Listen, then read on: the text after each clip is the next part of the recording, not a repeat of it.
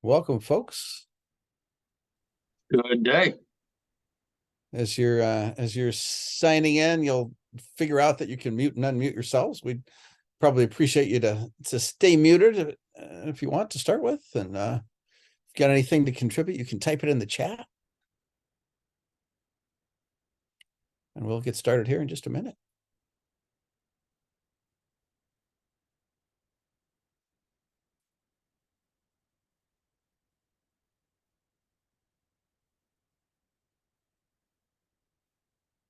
You're certainly invited to turn on your cameras if you feel like being social. Or if you're Zoom fatigued, you can stay off.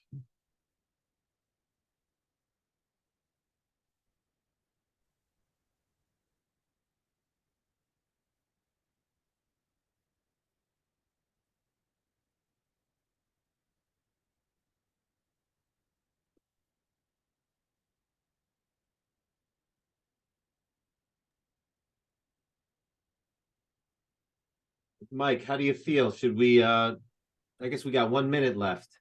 We got 1 minute left. We got a couple of other folks still joining here. So Great.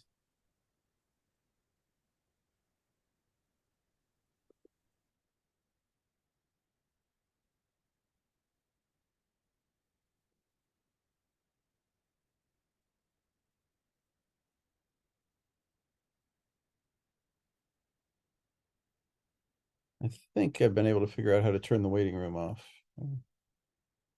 And this is Dave in Arizona. Will this webinar be recorded and made available for those who couldn't attend? It is being recorded as we speak. Fantastic. Thank you.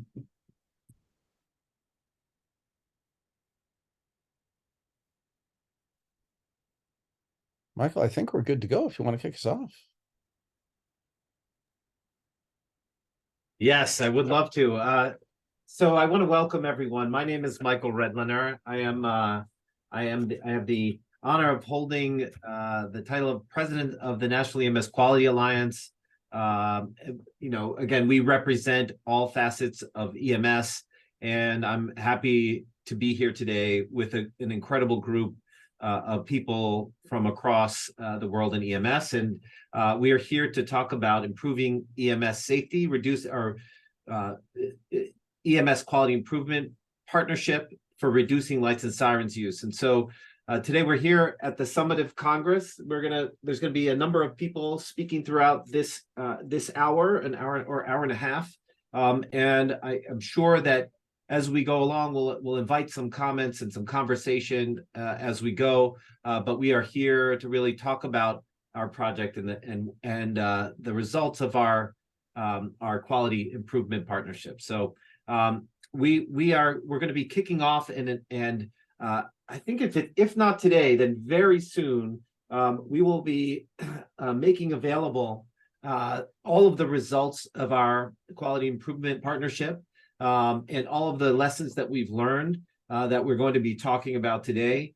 Again, this couldn't have happened without such a robust team of experts from around the country to make this project happen. But I'm just excited to announce that this will be coming out so shortly. And again, it will be an amazing resource for EMS agencies and organizations throughout the country, throughout the world. So here's what we'd like to do today. So here's our agenda. We're going to do a bit of an introduction. We're going to talk about our collaborative and the goals and what we were trying to achieve.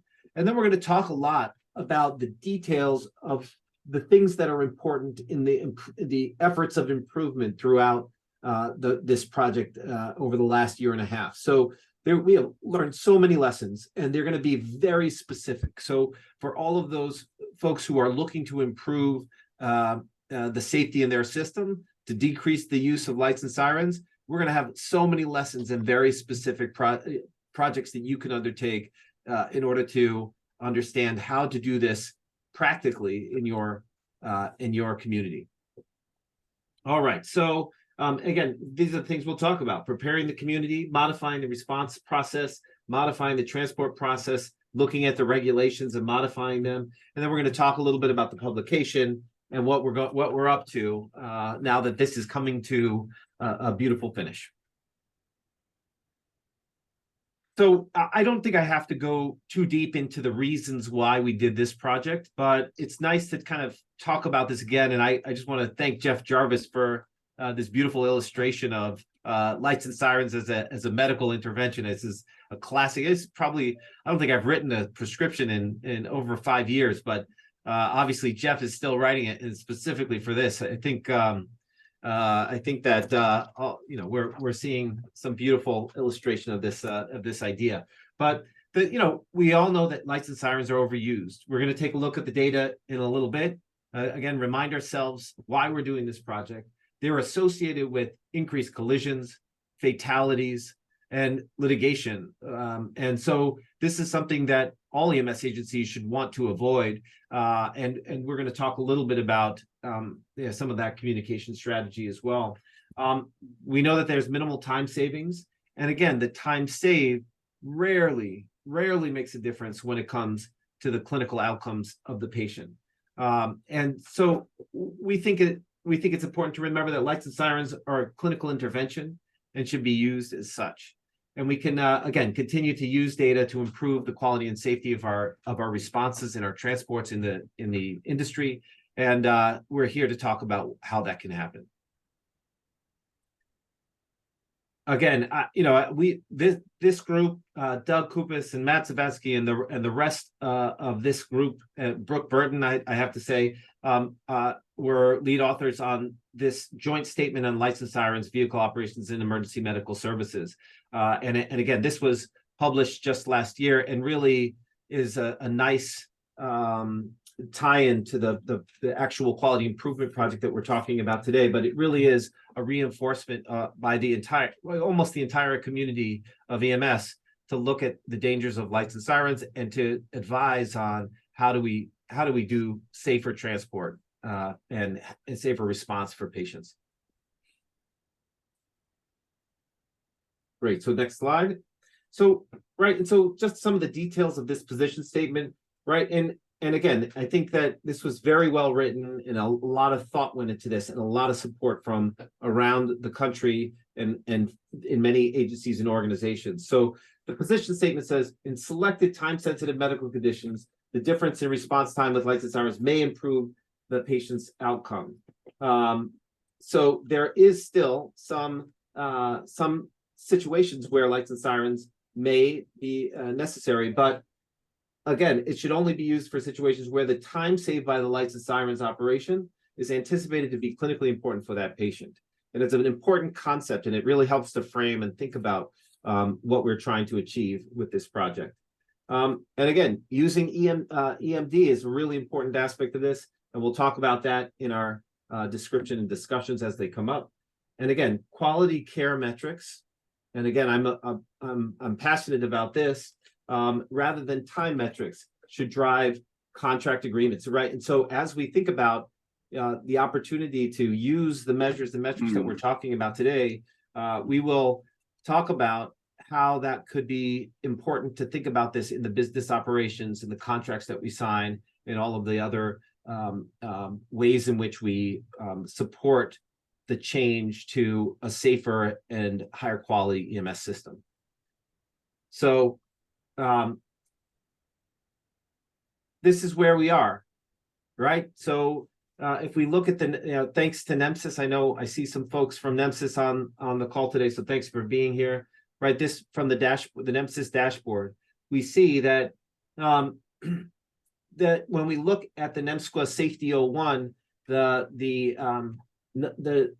no use of lights and sirens during scene to response, only starting from the beginning of 2021 until 2023, we see that we're between 12 and 16% of non-lights and sirens use. That means 88% of the time we are using lights and sirens when we respond to calls across the country. There's a lot of room for improvement. And again, we'll talk a little bit about the evidence and details, but we're going to talk more about practically improving and changing these. And then again, the same for the transport. Without lights and sirens, we're between 45 and 58% over the last 3 years. Again, we think that there's a lot of room for improvement when we know that the rates of true emergency transport and where we are today. So again, evidence of a lot of room for improvement. So we know what we have to do, and I think as we go into the next part of this presentation, we're going to talk a little bit about how we make it from these numbers to our outcomes and our goals.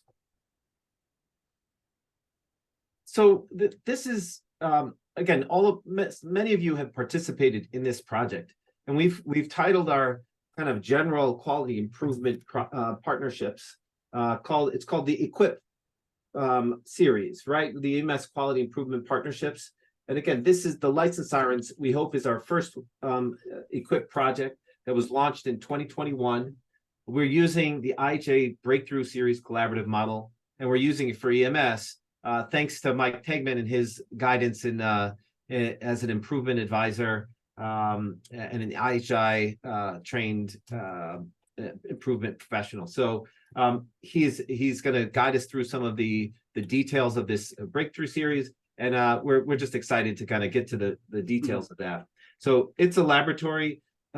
It's a laboratory for implementation, as I read off the slide, but it's really a way not only to test an idea, but the practical implementation of these focusing on these quality measures and looking at ways we can actually improve. And this is an idea, right, to identify and practice and put what we believe into practice, really in the world, in a way to really articulate the next steps. When we have a good idea, how do we implement it? So for the clinical impact to our patients and our providers. And again, I'll leave it to Mike to talk about the details of the breakthrough series model. It's an amazing thing. It's really helped us make some progress in this project. So I'm just excited to be here. I'm excited to partner with all of you who have done this amazing work, and just to be able to highlight a little bit more. And then as we transition, Mike, I want to hand it over to you here, right? And you're going to talk about the goals and then take us into the framework. That sounds great. I'm actually going to invite Dr. Joey Grover and Dr. Brian Wilson to jump on the stage. I haven't seen Brian yet. Hopefully he's here. But Joey, would you maybe kind of walk us through the project goals? Those of you who don't know Joey, he leads the quality and safety education program for EMS fellows nationwide as an EMS medical director, former chair of the NAMSP Quality and Safety Committee, and all around great guy. So, and Dr. Brian Wilson, I don't know if you're here yet, but that was your improvement project that inspired a whole lot of us to take this on. So, yeah. So going along those lines. Oh, sorry, Mike. Sorry to interrupt. Go for it. No, go ahead. Going along those lines, a lot of this was inspired by kind of Dr. Kupas and then Dr. Wilson's original project, where they looked at this very idea and whether or not it could be implemented. And so we developed a macro goal, so to speak, which was effectively to reduce the injuries, fatalities, and property damage from EMS collisions, knowing that there's a direct correlation with lights and sirens use with those associated collisions. We'd seen the data, the fantastic publication, Watanabe et al., looking at NEMSIS data associated with it.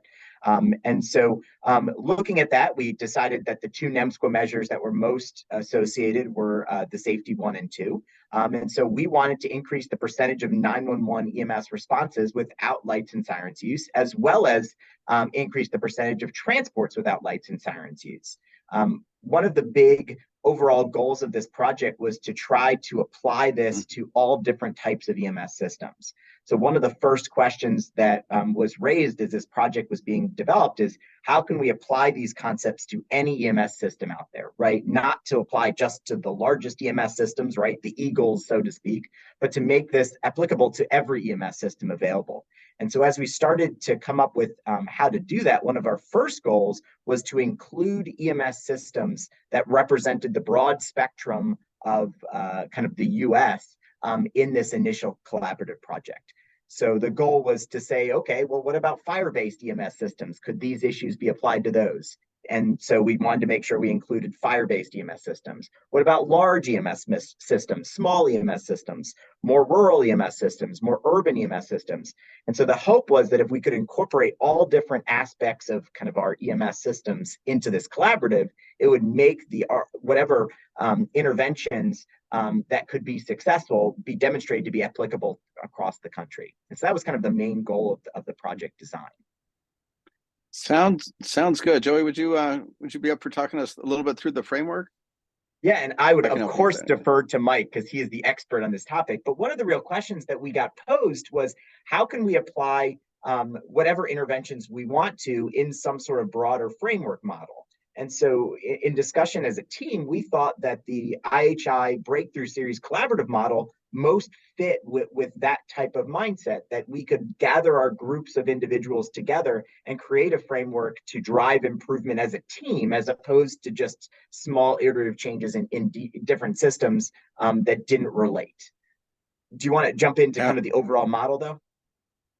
Sure. So this is a framework that was created by the Institute for Healthcare Improvement to spread and bring to scale large scale improvements. So the first one they tackled when they developed this 20 years ago was reducing the rate of unnecessary cesarean section rates across the world. And so it's a way to take known improvement projects and really blow them up so that kind of patients all over and providers all over the US, Canada, and potentially the world can take advantage of those opportunities.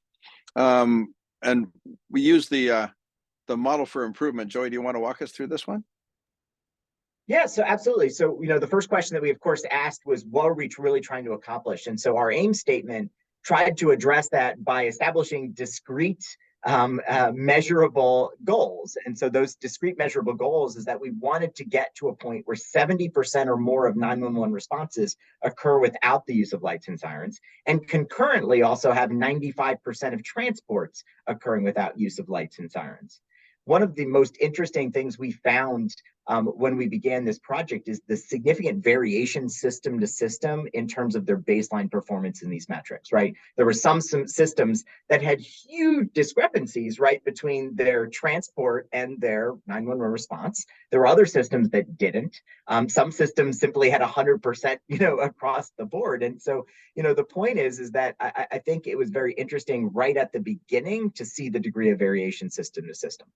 The next question is really going to be, how do we know that change is an improvement, right, from that model for improvement? And interestingly, right, NEMSQA already kind of created that standard with their safety 1 and 2. And so it was a relatively easy framework by which to measure improvement because those discrete measures had already been created. And then finally, I think the ultimate question that was posed to our group was really the third element, which is, what change can we make that will result in improvement? And that is where we really tried to develop an associated change package that we had already known had some improvement in some systems. We had compiled a group of experts in the field who had already done this work and succeeded. And so we used the change packages that we already knew were successful in some systems to try to import change across the board in our collaborative. That sounds great. And so this is kind of the path and framework for our collaborative from when it started, the timeline, and up to today, which is kind of the celebration and shortly the final publication of the document. And this work it's really focused on saving lives, and this is just a collection of images of EMS providers who have died as a result of lights and siren use and crashes in the United States, and our ultimate aim is to decrease the number of people who are hurt and killed, both providers, patients, and the public, associated with these kinds of emergencies. So we're gonna shift into walking you through the change package and the specifics of what we recommend EMS systems across the U.S. and Canada do. And Brooke Burton, would you unmute yourself? Brooke is the president of the National EMS Management Association, faculty for the Quality and Safety course with NAMSP, and an all-around rock star in many of these topics. And one of the things that there's an old military saying, it doesn't necessarily apply here, but the military saying is, no, no plan survives first contact with the enemy. And certainly field providers are not the enemy in this at all, but leadership planning and strategy sometimes gets sent sideways when you bring the frontline providers into it. So Brooke, can you talk to us a little bit about the importance of engaging frontline crews in this work? Yeah, sure. Thanks for the intro, Mike. I think the number one thing to remember is that we don't facilitate change of any type with an email or a memo. So these are not conversations that you're going to shoot on email and say, hey, guess what? We're not going to use lights and sirens anymore. We're going to decrease our use of lights and sirens. Like, that's not going to get you the results that you want with this. And I think that what we saw in our groups were that the people who were most successful were the ones who had really good communication with their frontline providers. So going and having those conversations at the stations, making sure that you're engaging labor management, if you have unions at your agency, bringing all those people in and having really honest conversations. You've got to listen to people who are voicing concerns, because this is a big cultural shift for a lot of people. When you first talk to people getting out of EMT school, I used to ask them, how many of you got here because you like to drive really fast, use lights and sirens? And they'd all raise their hands, right? So it's a big cultural shift that we have to perpetuate in this. And so having those conversations, really listening to concerns, being curious and not defensive when people push back a little bit, because they will push back when you start this. And being able to show evidence, I think, is really important. Well done, well done. And we've got a couple of folks on the call today, particularly the Brian and the team from Plum, who've done a really remarkable job kind of showing us exactly how these conversations can happen and how you can get seasoned, salty, old, longtime EMS people to be champions for making this kind of change. Thank you, Brooke. So next, I'd like to invite Dr. Jeff Clausen to unmute. Jeff, I've known you more than probably more than 2/3 of my life, and I'm old, so we've known each other a long time. And I think it was 1978 where you issued your first medical protocol for EMS dispatch, and are really known as the father of emergency medical dispatch. And we've been talking about the dangers of lights and siren. You've been talking about them for probably close to 30 some odd years. And you speak passionately and eloquently about any aspect of this project, because you know it kind of top to bottom. Can you talk about what your thoughts are for leaders about dealing with stakeholders in their community about making a change like this? That's one of the most difficult things, as Brooke mentioned. It's not only the line; it's the folks in the elected officials and high up muckety mucks. There is a strange belief. It's an urban legend, actually, that if the department, especially public safety departments, city, county departments, if they don't go light and siren, that the public is going to be outraged and they're going to light torches and march on City Hall. That is just not the case. And what we find out is when we're able to get in the room, which is difficult with these community stakeholders, and describe to them what the methodology is and why, they react more like a common citizen. They said, well, that makes sense. You mean we're not doing that already? It's really not a hard sell to them. The sell is that legend that we can't really talk to them about it, or if we do this, I just call it as an excuse. It's an excuse that comes up against change. And when we say that we're going to do those things, then we have to belly up, to the bar with some information, some statistics, and some rationale. A thing I used to mention to the leaders was, so as an emergency physician, in the night I'd be at the hospital and someone would call in the evening and a little kid falls out of a tree, and his mom runs out there, he screams and sees him fall, takes a look at him, his arm's obviously broken, it's bent, and she calls the emergency department. They're never going to talk to me at the ER. They're going to talk to probably the charge nurse, the triage nurse, who's going to go through the basics of what we ask in dispatch, the conscious breathing, knocked out, everything you could basically think of for a 30-second evaluation, and say, why don't you just bring him over to the ER? Well, grandma's not home yet from 7-Eleven.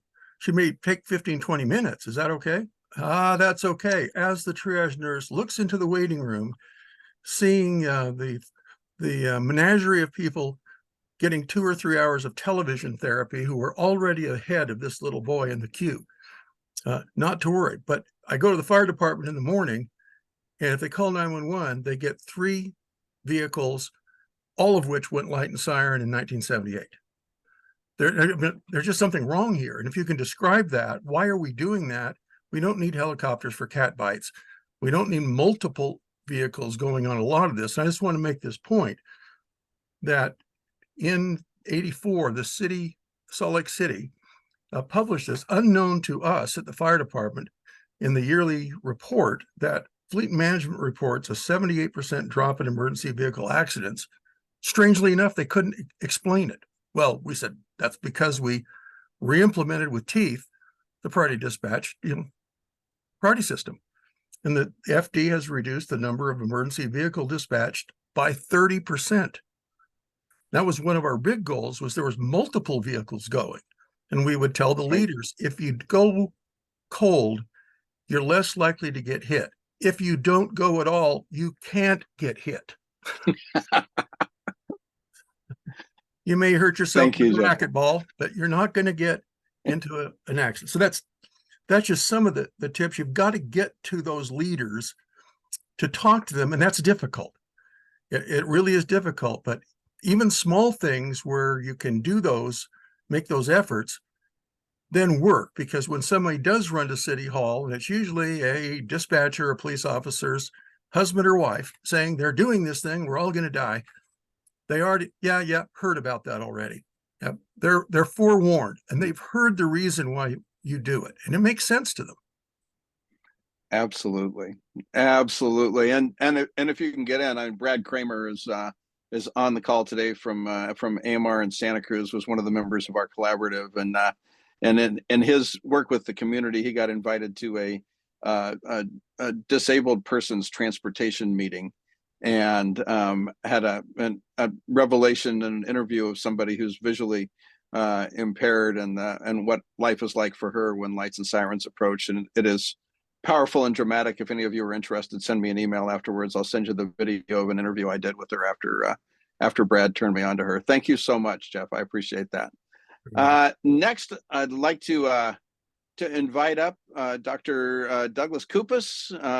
Doug is the president-elect of the National Association of EMS Physicians. He takes the helm here in a couple of months. He's also the author of the 2017 report, Licensed Siren Use by EMS, Above All, Do No Harm, and is kind of an icon in the emergency medical world in general, and in this topic in specific.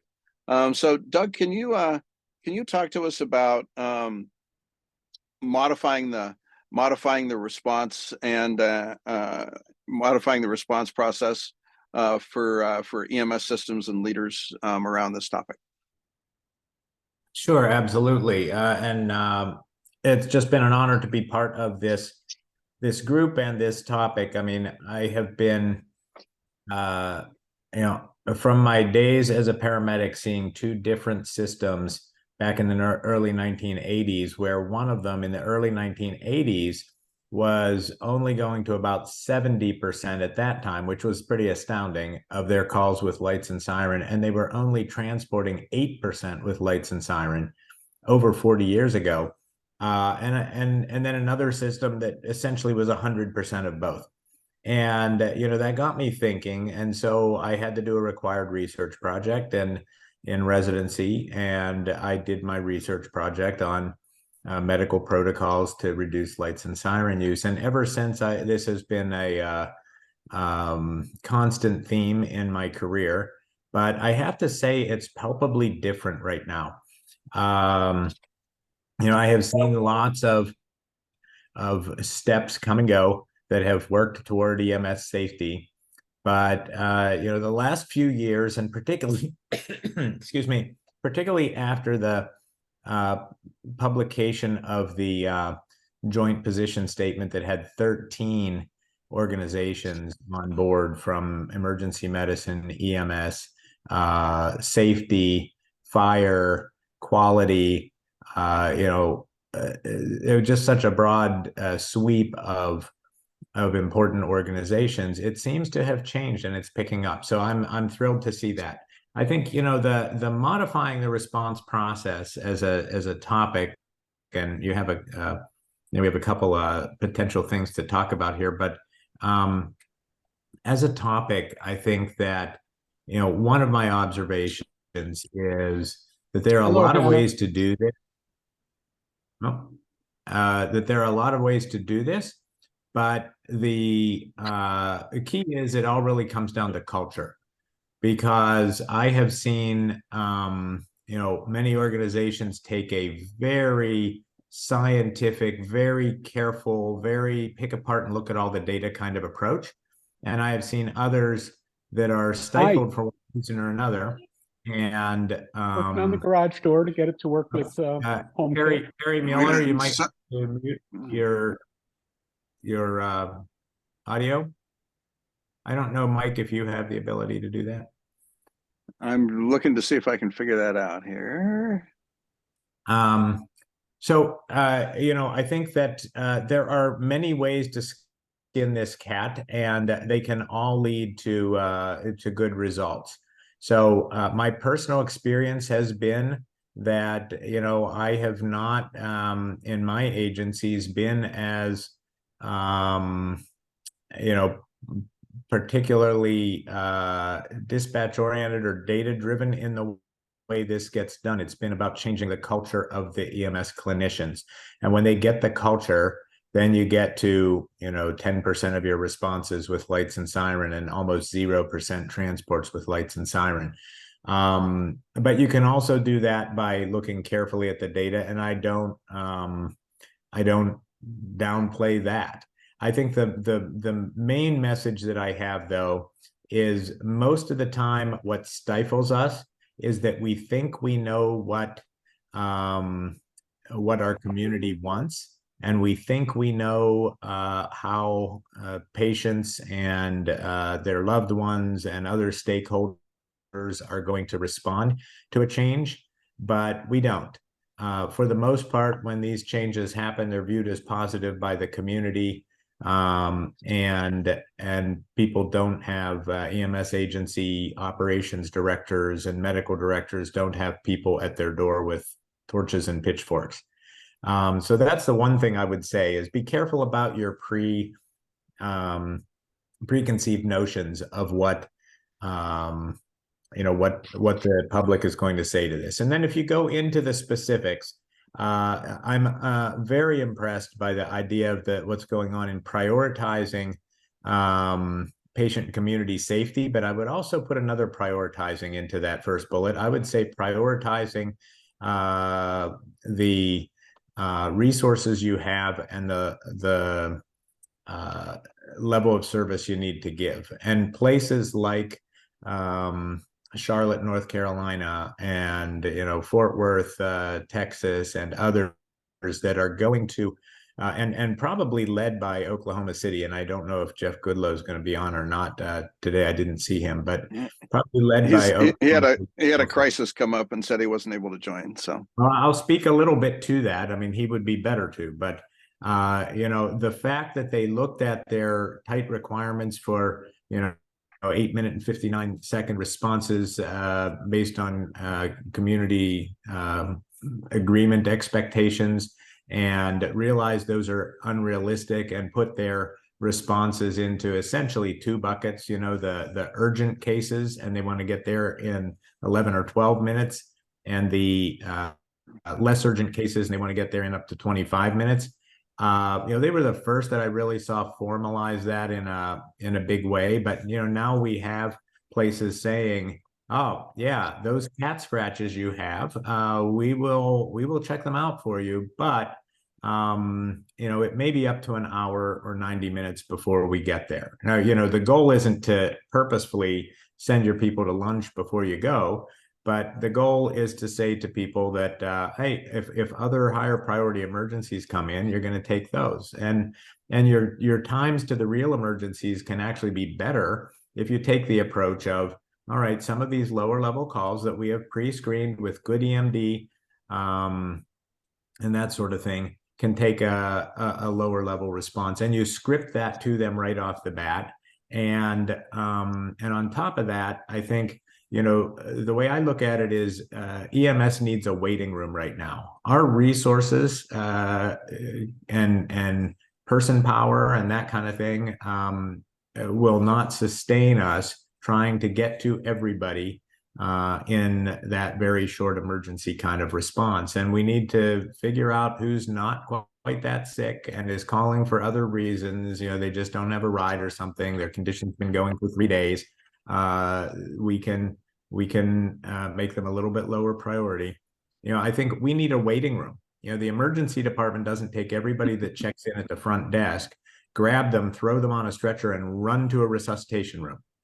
They figure out who needs that urgent response and care, and then they also figure out who can be sent out to the waiting room and get to them as soon as possible, with the idea that they're not delaying just to delay. They're delaying because there are other priorities. And I think EMS needs to have a little bit of that thought process going forward. So, it's about prioritizing. It is about leveraging technology and data. Impressive stuff that places like Niagara Falls, Canada have done, where they have taken every one of their EMD, protocol cards and tied it to the outcomes for the patients, and really looked at which of these cards do people have really serious outcomes where they need high levels of needing to be admitted to the hospital, high levels of needing significant care by EMS, and high levels of even death or that sort of thing from the issue. Those ones get the high response, but the ones that are proven to have a very, very low chance of any of those bad things happening get prioritized down to a lower response. So there are many ways we can now leverage that technology and data, and almost card by card in dispatch criteria.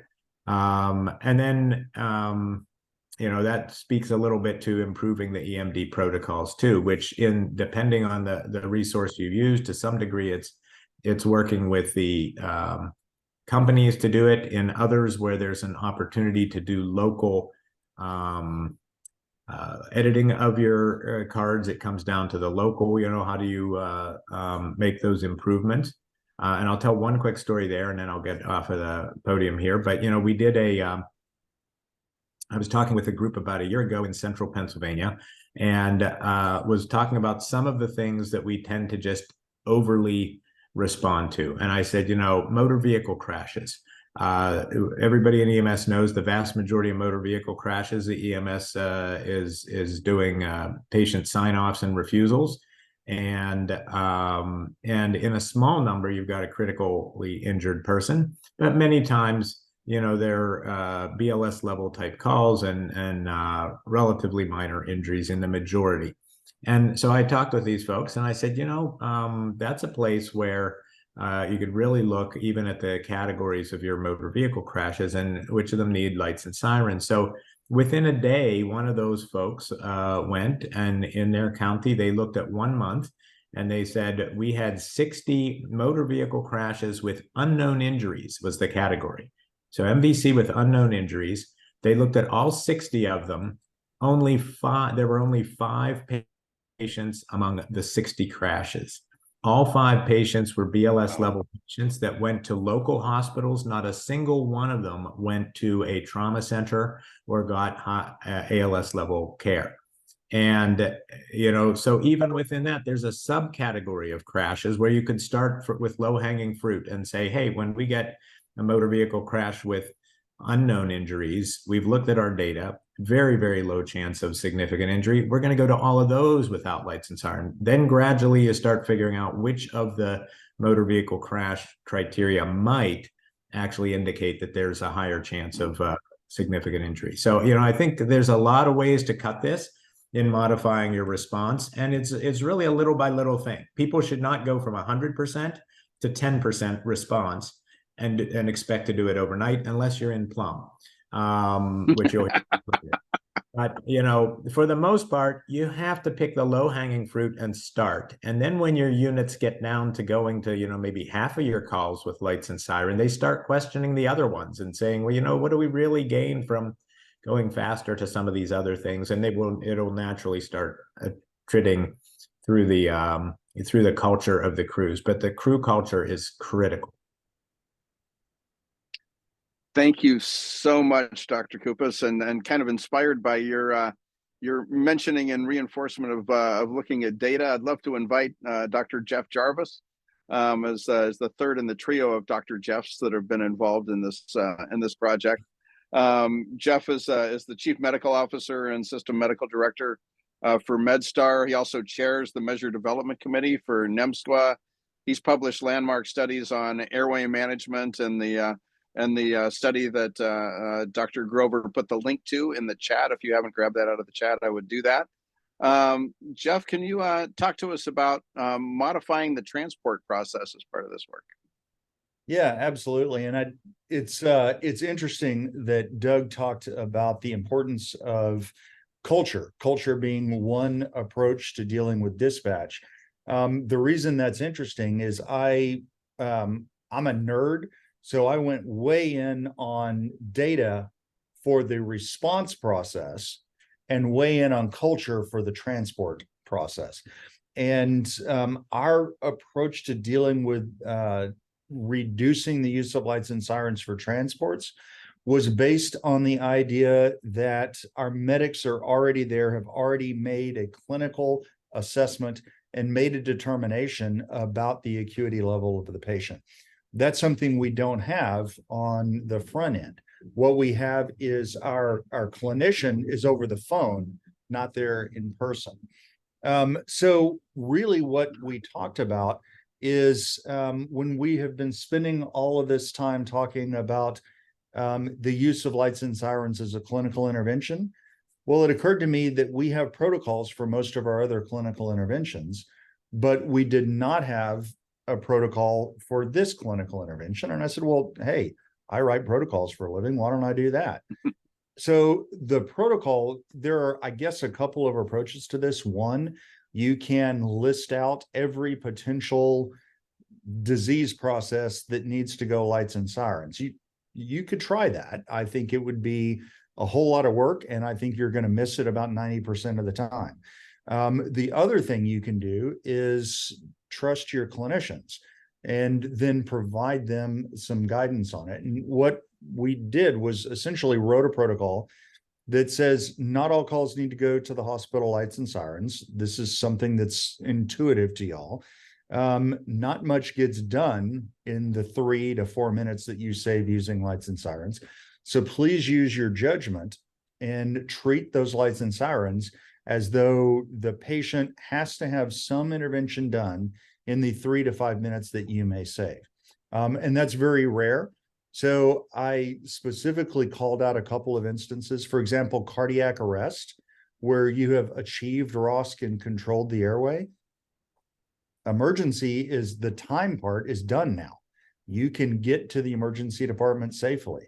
So we just called out a couple of these things and said, if you have already done the intervention, you've resolved the time critical emergency, go there safely. So that's the key thing. When we talk about culture, I think that's the culture. My approach to this for transport is provide some education and then trust the clinicians to make the right call. Other things that you can do, obviously, that was a change that we made. So we wanted to see what impact it had on reduction of lights and sirens use. In my particular system, I did that in. The use of lights and sirens for transports wasn't very high. That was at Williamson County, and it was already low. doing this intervention lowered it even more. But it's possible we make a change and we could get the opposite result. That's the reason you should use your quality management system to take a look at what your results are and then adjust fire downstream. It turns out that this worked well and did what we were hoping it would do. Thank you so much, Jeff. And for our last part of the change package, I'd like to invite Dr. John Kramer to unmute. Dr. Kramer has been involved in emergency medicine for nearly 50 years, served 15 years in the federal government, leading dozens of initiatives and things as the medical director for the Department of Homeland Security, the director of the Office of EMS at NHTSA, including the creation of EMS Agenda 2050. When COVID hit, he was led the pre-hospital 911 team as part of the Federal Healthcare Resilience Task Force. Dr. Kramer, many EMS systems have rules and regulations and contracts in place that impede the move towards safety. What recommendations do you have for leaders to address this area? Thanks, Mike. I appreciate it and appreciate the opportunity to participate on this project. This is one of those things where I think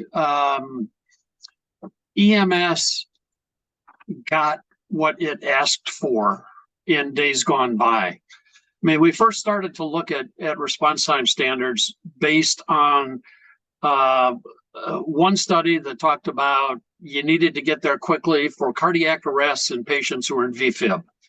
And that immediately transitioned to you have to have response time standards, typically with a lights and siren response, for everything that we do, as some of the previous folks have addressed.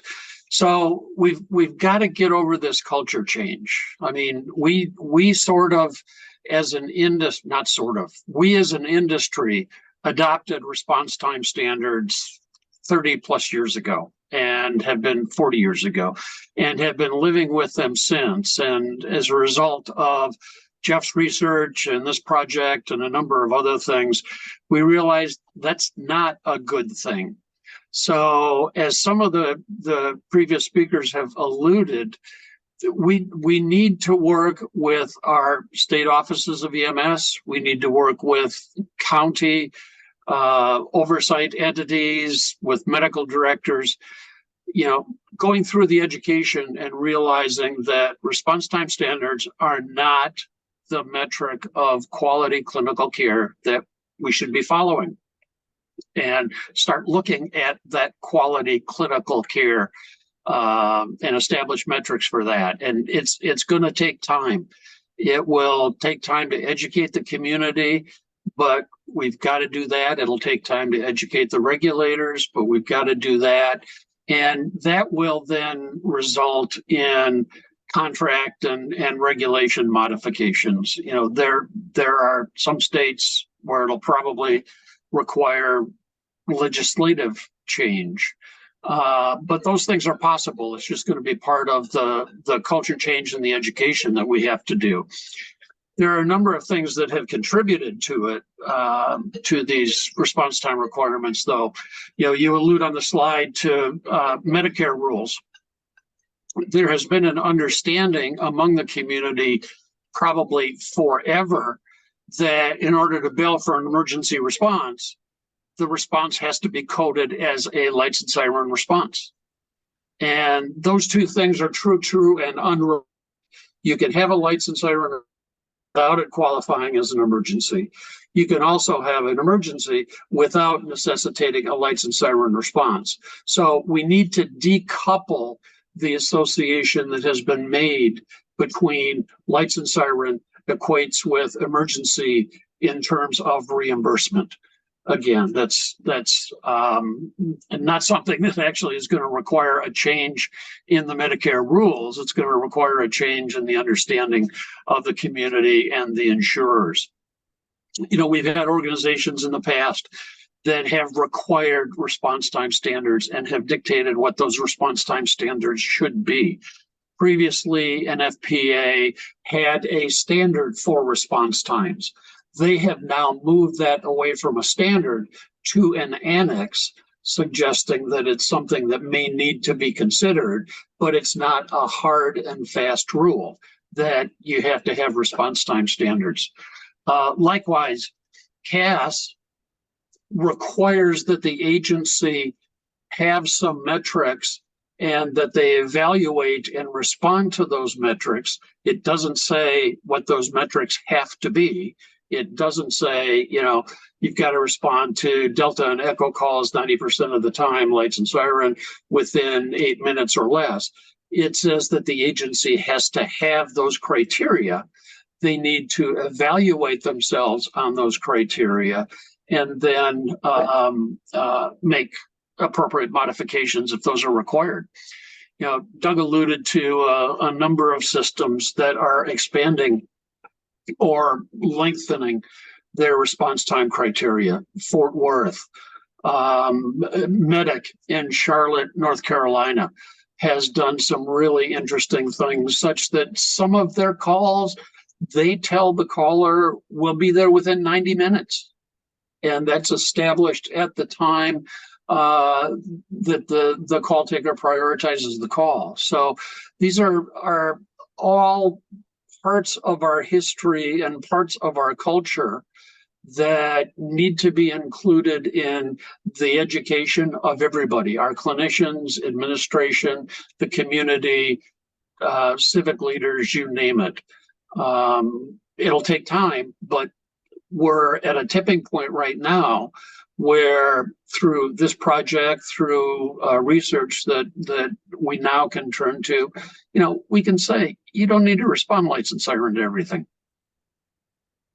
That's great. Thank you so much, Dr. Kramer. And one of the things that we really hope as part of this launching this entire initiative and project with NEMSQA is that systems will look at the work and be inspired and take action on their own. So I'd love to invite Chief Tim Burns from Montgomery County in our nation's national capital region.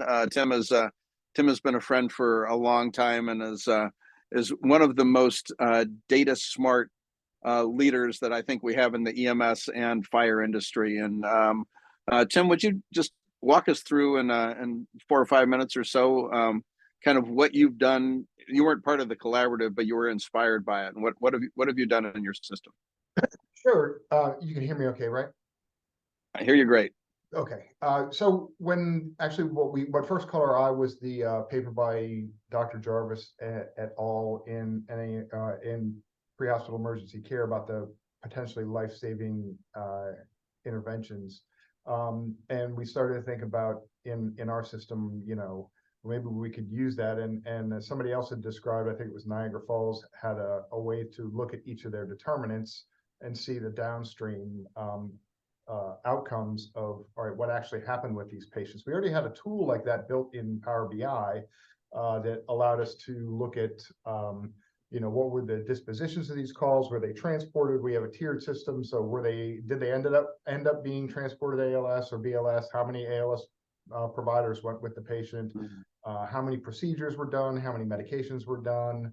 What were those things? And it updates every day, so we can pull a date range basically up till yesterday, going back a few years, and look at each determinant. But it starts at the determinant level and then sort of looks downstream for the outcomes that were dispatched on that determinant. And what we did when we saw this paper was we reached out to Mike, who reached out to Dr. Jarvis, and we were able to obtain a list of, all right, what did you guys use as PLSIs? They gave us that list. I sort of translated it into the codes that we were using in our data set because unbeknownst to me, we all use Nemesis, but what I documented intubation as can have a different code as what you do. So there was some translation tables that had to be built, but we ended up finding all of our PLSIs in our data set, and then we just added that to our tool. So now I can look at, and the way we use it is when we're looking to either downgrade a call from a BLS dispatch or an ALS dispatch to a BLS dispatch, or from a lights and sirens response to a non-lights and siren response, we can go in and we can see, all right, so we're doing that at the determinant level. We say, all right, we want to look at the 2 Charlie 1, which is a mild allergic reaction, I think. And we may want to start going to these non-licensed sirens. And we'll pull, an applicable date range and see what actually happened with each patient. All right, so how many of those patients got a PLSI? Out of all of the patients, what percentage of the patients that were dispatched on that determinant received a PLSI? What was the PLSI? If it was a medication, what was it? And then we can sort of drill down even deeper and if it's a low number of calls, look at each case. But it gives us a really good context and it gave us a good tool to, especially for our organization, to be able to make some data informed decisions about what we were going to move from lights and sirens response to non-lights and sirens response. Because a little bit of the context of the organization, we did get some pushback when EMS operations went to the organizational leadership of the fire department, and it's all one organization. There were concerns that the community would not respond well to it, but the bigger concern was from the political leadership of the county, and we had to get in the room, like these folks were saying, and sell it to the highest levels of county government. And it was a negotiation process. We were 100% lights and sirens response for everything: fire calls, EMS calls. Occasionally we would go pick someone off the floor, routine or non-licensed sirens, but other than that, we went to everything lights and sirens. So we had to cross that threshold with them and say, look, this doesn't make sense. This is what we want to do. We had to sell it internally to our own fire chief, who then had to sell it to the county executive and his team. Took a long time. We were finally able to do it, and we've been phasing it in.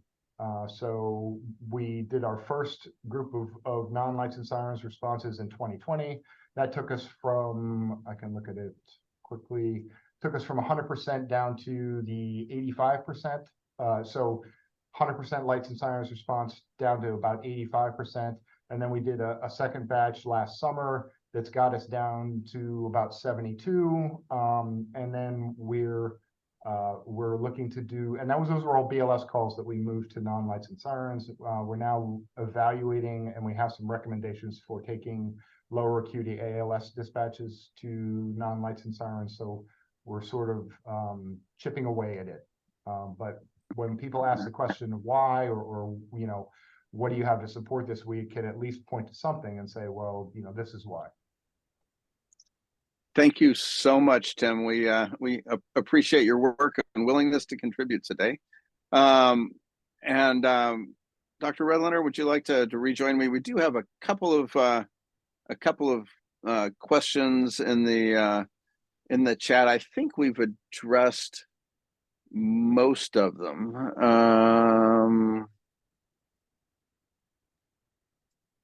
Mike, yeah. So the last one, I think that was in response to Dr. Kramer's conversation from Andrea Bass, was to delve deeper to the billing implications associated with lights and sirens usage and or lack thereof. Like, again, I think highlighting that specific, what's perceived as a barrier, but might not always be a barrier to documenting lights, like the equivalency between lights and sirens in an emergency response. So does anybody want to take that specific statement and Mike, if you're up for it, or John?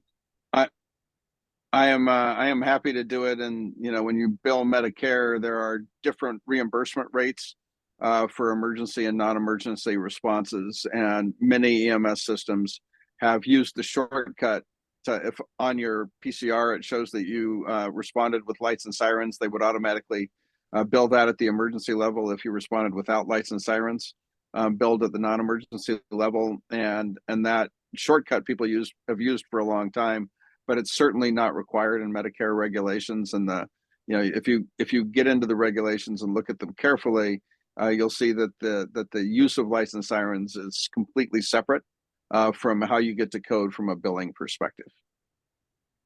Yeah, Mike, I'll chime in just a little bit. Dr. Jarvis also put a comment in the chat, but that does, however, reflect the importance of your documentation in both the information you gathered during the call, how that was impacted based on your dispatch criteria, and then the patient's condition, perception, treatment provided, and things like that. Sounds good. Mike, Dr. Redlener, I think we've got 2 seconds left. You got one more, Jeff? No, I was just going to say, I call this the JACO rule. Like, you can have coffee at your workstation in the hospital because JACO says so. And it turns out JACO never says that. This was the same thing with billing. It's always good to actually clarify. Perfect. Dr. Redlener, wrapping up here. So there's a lot to do. I think that this collaboration over the last year and a half or 2 years has really been, I think, a landmark experience in the EMS community. And again, with so many partners from across the country, actually from the continent, and also many agencies that are doing this work and really demonstrating what works and what doesn't work. There are many people who have contributed. I can't thank them all, but it's really a testament to how much commitment there is to make change in the community. And we're going to have a great document that we'll be able to share with the community and have for people in their hands to give them ideas and concrete suggestions about how to approach situations. So somebody just posted. Remember the term called ale is hot. Thank you. It's cold. Sorry, Lewis. Lewis. All right. So we got it. So the faculty here, again, is an amazing faculty that have dedicated their lives to some of this work. And again, I think that we're at a place where we're actually implementing many of the ideas and the guidance more broadly. And again, I think with these special agencies that have kind of taken the time and effort to do this. And the idea is that we're going to bring these ideas in a very concrete way to the next level of agencies and hopefully give tools to people who are looking to do the same work. And with that, I think we're done exactly on time today. Thank you, everybody, for joining this. This recording will be available, and the document should be available within the next few days. We would really appreciate your help in distributing this far and wide and encouraging people to take action and make our world safer for our patients, ourselves, and our communities. Thank you all.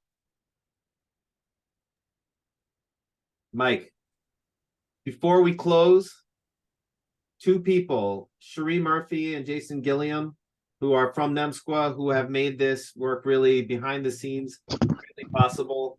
So I just want to say a special shout out to them for all of the work that they've done, corralling all of these brilliant and crazy people to make this work possible. So thank you so much. Absolutely.